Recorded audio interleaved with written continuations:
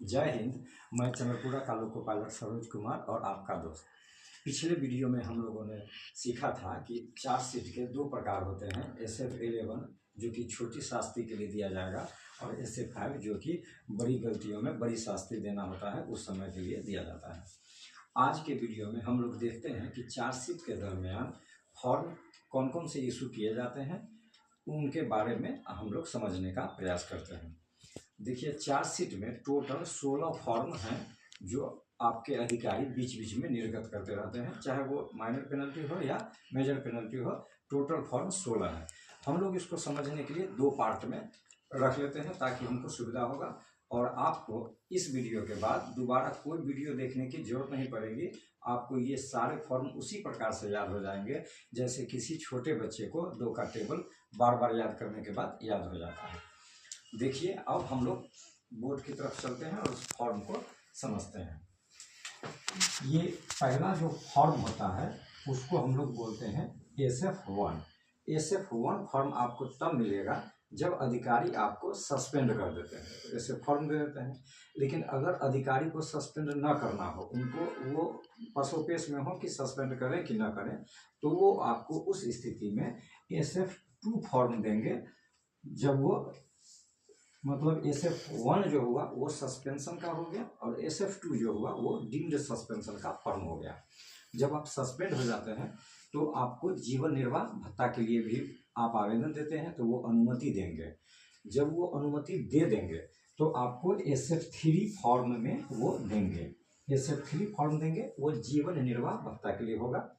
जब आपको फिर रिवोक करना होगा, यानी आपको फिर ड्यूटी पर लेना होगा, तो वो आपको पुनः SF4 फॉर्म देंगे, यानी ड्यूटी पर लेने का जो हुआ, रिवोक करने का, जिसका हिंदी प्रतिसंहरण होता है, तो वो आपको SF4 देंगे।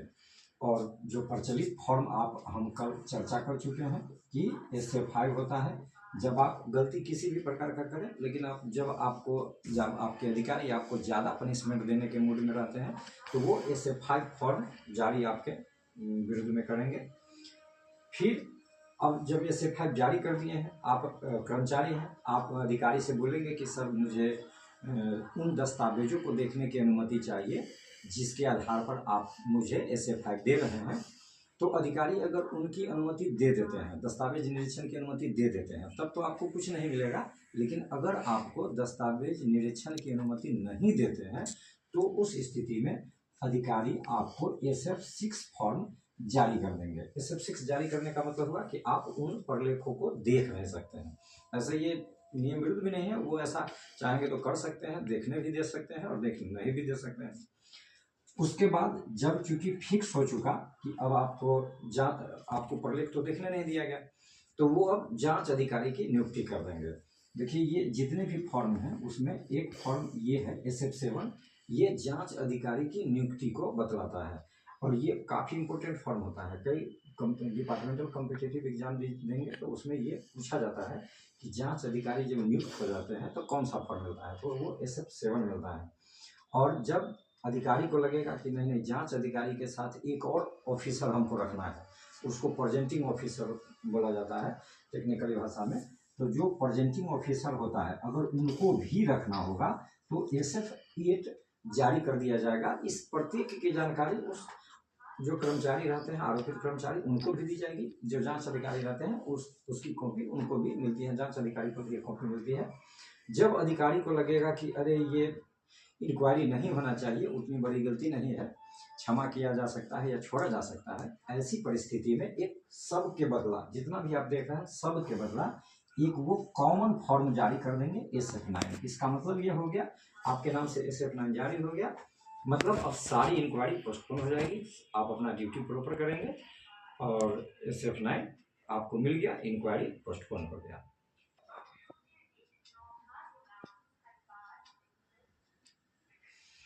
तो अब हम लोग ये देखते हैं कि जो टोटल 16 फॉर्म थे उसमें से 9 फॉर्म से तो हम लोग फरिया चुके हैं। अब बच गए हैं 7 फॉर्म, जिसको अब आप बहुत आसानी से उसे भी याद कर लेंगे। बस वीडियो को 1-2 बार देखना पड़ेगा क्योंकि ये टेक्निकल वर्ड रहता है, ये नॉर्मल फिजिक्स केमिस्ट्री टाइप का वर्ड नहीं रहता है, समझने में थोड़ा सा परेशानी होती है कि प्रेजेंटिंग ऑफिसर क्या है। उसके लिए हम लोग फिर अलग से वीडियो बना लेंगे। जब आपकी कार्रवाई सुनिश्चित हो जाती है, मैं SF9 के मामले में बात नहीं कर रहा हूँ, SF9 आपको मिल गया तो कार्रवाई तो पोस्टपोन हो गया, वो तो समाप्त हो गया। जब कार्रवाई आपका होगा कि नहीं नहीं जांच अधिकारी नियुक्त कर दिए गए हैं और आपको इंक्वायरी का मौका दे दिया गया है, तो उस स्थिति में अधिकारी क्या करते हैं, आपको एक फॉर्म जारी करेंगे और उस फॉर्म को SF10 बोला जाता है। SF10 का मतलब हुआ कि आपको शामिल कार्यवाही का आदेश जारी हो गया है, कॉमन प्रोसीडिंग ऑर्डर जारी हो गया है।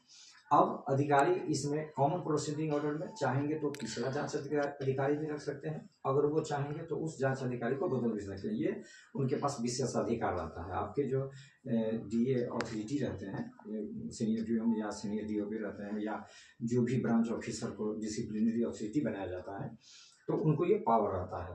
तो वो आपका अगला, अगर वो जांच अधिकारी नियुक्त कर देंगे, याद रखिएगा, कॉमन प्रोसीडिंग में अगर जांच अधिकारी नियुक्त करते हैं तो आपको SF10A मिलता है। SF10 हो गया कि कॉमन प्रोसीडिंग आपका चालू हो गया, लेकिन जांच अधिकारी की नियुक्ति अगर करते हैं कॉमन प्रोसीडिंग में तो SF10A दिया जाता है। जबकि अगर इसी में अगर आपको SF10B कब दिया जाएगा, तब दिया जाएगा जब उसी कॉमन प्रोसीडिंग में प्रेजेंटिंग ऑफिसर की नियुक्ति भी आपके ब्रांच अधिकारी करेंगे, तो SF10B दिया जाएगा। अब ये 3 फॉर्म हो गए, अब हमारे पास 4 फॉर्म बच गए, टोटल 16 थे। तो जो हम लोग का अगला फॉर्म है, बहुत ही पॉपुलर फॉर्म है, SF11। जब आप किसी भी प्रकार की गलती करते हैं, लेकिन अधिकारी का मूल है कि आपको पनिशमेंट कम दिया जाना चाहिए, बहुत ज़्यादा नुकसान नहीं हुआ है, तो वो आपको SF11 फॉर्म में शास्ति मतलब आरोप लगाते हैं, और वो उस हिसाब से ही लगाया जाता है। SF11 देने का मतलब भी होता है कि आपको छोटा सा ही पेनल्टी दिया जाएगा, गलती कितना भी बड़ा हो वो पेनल्टी का प्रारूप है। अब इसमें आपका अगला जो फॉर्म आता है SF11 में, वो SF11A आता है। SF11 का मतलब ये हुआ कि आपको SF11 तो ब्रांच अधिकारी आपको दे चुके हैं। SF11 देने के बाद आपका छोटी शास्ति है। छोटी शास्ति मतलब आरोप आप पर छोटा लगा है, लेकिन अगर आपके ऑफिसर SF11A आपके ऑफिस से मिलता है तो आप ये समझिए कि आप पर आरोप तो छोटा है, लेकिन कार्रवाई आप पर बड़ी होने वाली है। यानी कोई बड़ी कार्रवाई करना हो, छोटा SF11 दिया गया है, लेकिन कार्रवाई उनको बहुत बड़ा करना है, कुछ मेजर पनिशमेंट आपको देना होगा, तो वो SF11A जारी कर देंगे, और ये आपके सावधान होने का समय रहता है। SF11B ये भी एक फॉर्म है। SF11B इसमें कुछ नहीं है, फॉर्म SF11B का कोई मतलब नहीं है, ये फॉर्म SF11 का ही अपेंडिक्स है, यानी परिशिष्ट है। इसमें केवल ये दिया रहता है कि कहाँ पर आपको क्या देना है।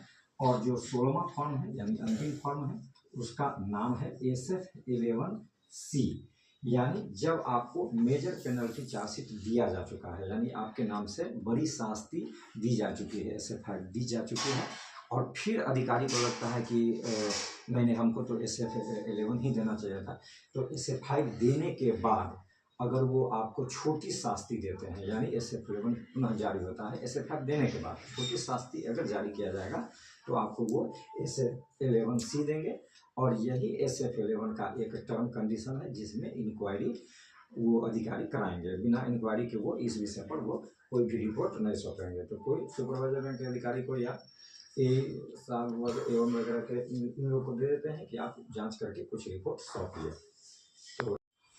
तो इस प्रकार हमने रेलवे में चार्जशीट के दरमियान मिलने वाले 16 फॉर्म के बारे में जानकारी ले लिए हैं। आप बस इसको 1-2 बार वीडियो को सुनिएगा तो आपको 16 फॉर्म याद हो जाएगा। सभी फॉर्म इंपॉर्टेंट है। आप इसमें देखिए, ये 7 नंबर का जो फॉर्म है, AE वगैरह डिपार्टमेंटल जो ग्रुप बी अधिकारी के एग्जाम होते हैं, उसमें से इसमें से एक क्वेश्चन रहता है।